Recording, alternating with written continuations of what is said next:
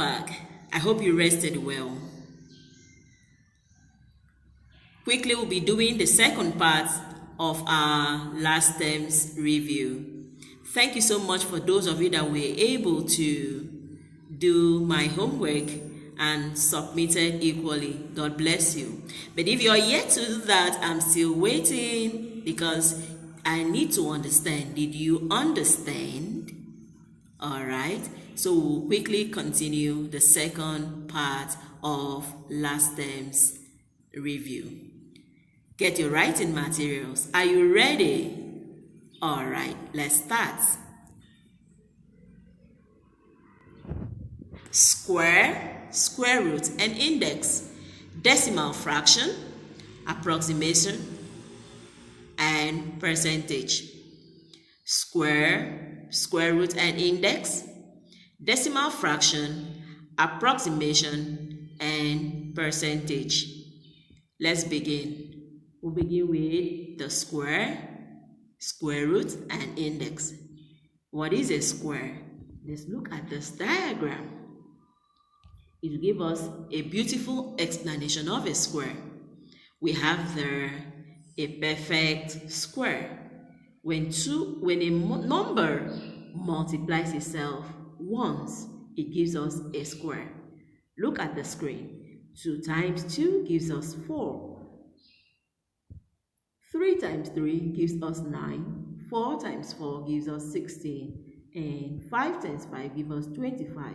This means 4, 9, 16, and 25 are squares. 4, 9, 16, and 25 are square. More examples on square. We have this 6 times 6 gives us 36. 12 times 12 and 10 times 10. 36, 144, and 100 are examples of squares. Square root. The symbol of square root is written just as it is on the screen. Example, find the square root of 64. That is square root of 64. Let's do that together.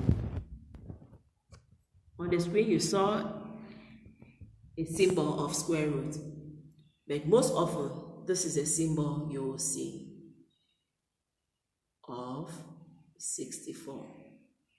Square root of 64, we use factor method.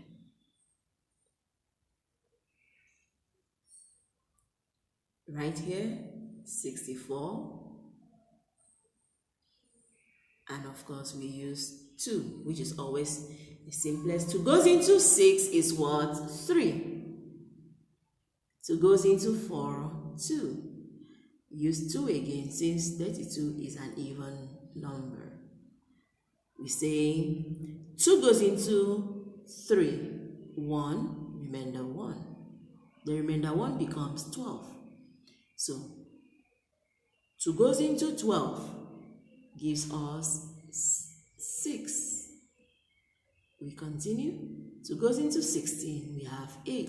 2 goes into 8, we have 4. 2 goes into 4, we have 2. And 2 goes into itself is 1.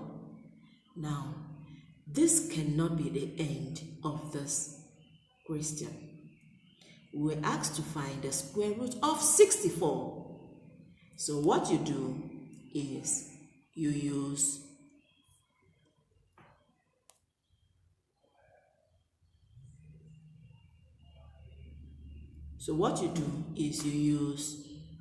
we have there, we pair this one and bring out one of it, pair the second, bring out one of it, and pair the third and bring out one of it. This means to find the square root of 64, we will be having 2 times 2 times 2. Did you see that? 2 times 2 is 4, and 4 times 2 is 8. So this equally means the square root of 64 is equals to 8.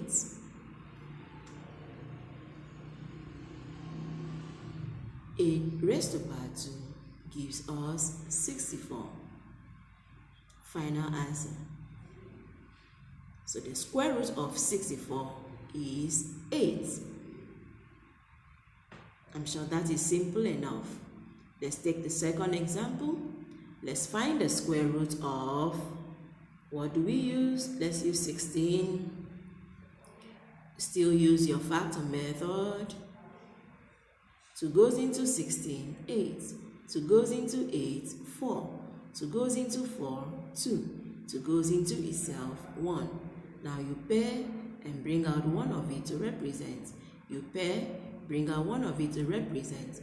Therefore, square root of 16 is 2 times 2, which is 4.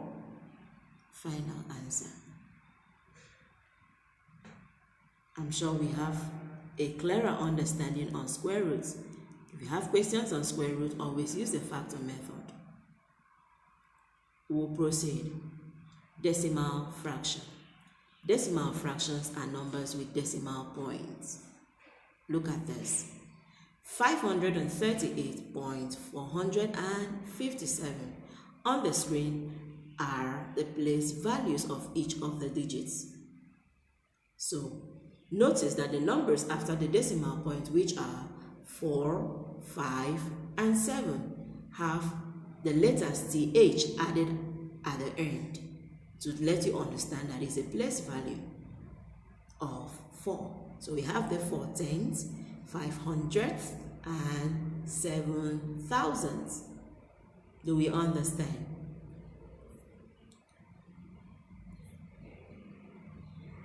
Let's do some exercises on decimal fraction.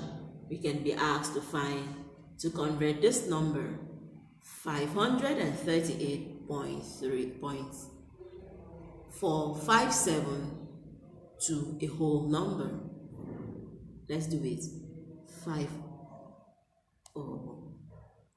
Let's take it again. 538 point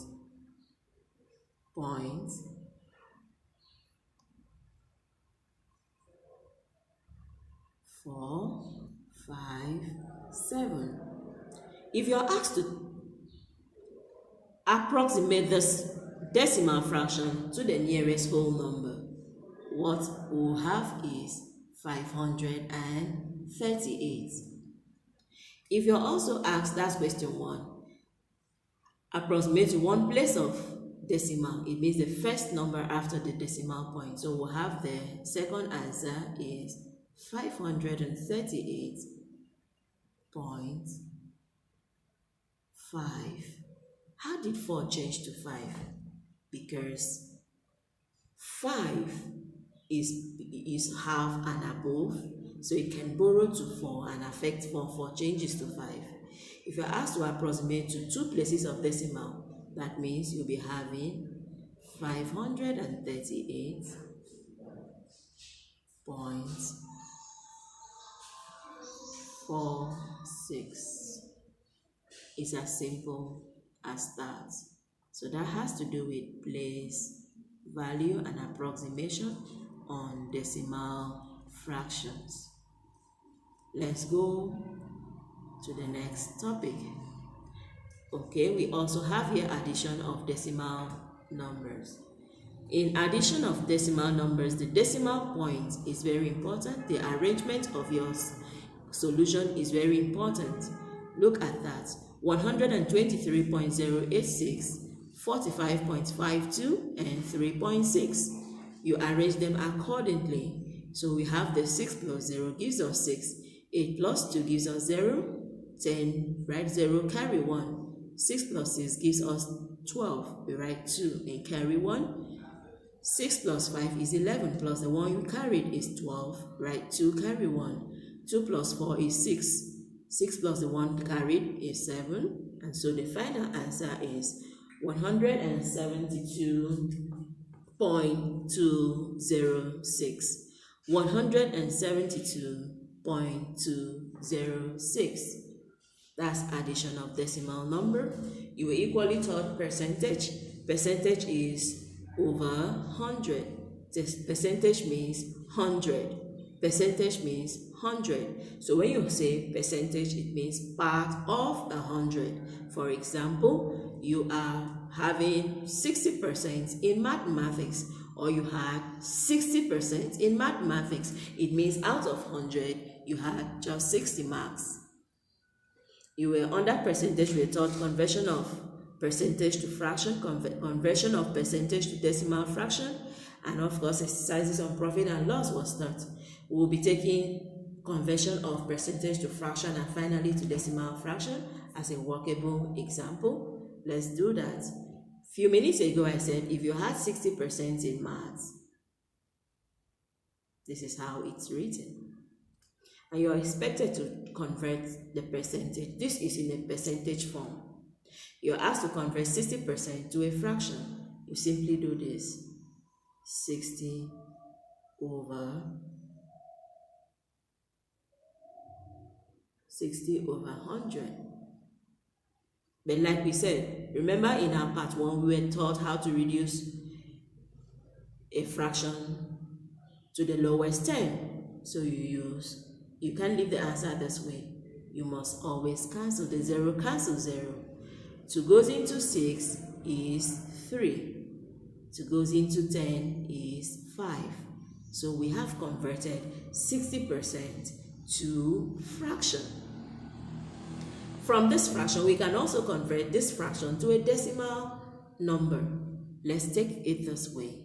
You put the numerator inside, and of course the denominator is the divisor.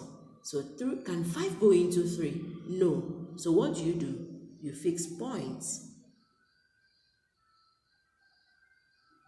You fix points and add 0. 5 goes into 30 is 6 times. 6 times 5, 30. So we have converted from percentage to fraction and from fraction to decimal point.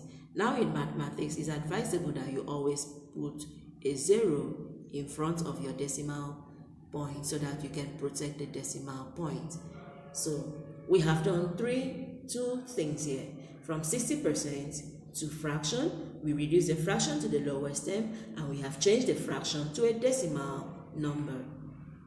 Very easy and interesting. Hooray! We have come to the end of our second term in review. Mathematics is easy, you can agree with me. As we begin the third term's lesson, pay rapt attention. Get your writing materials.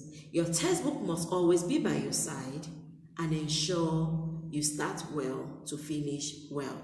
God bless you, because I know success is yours in Jesus' name. Amen.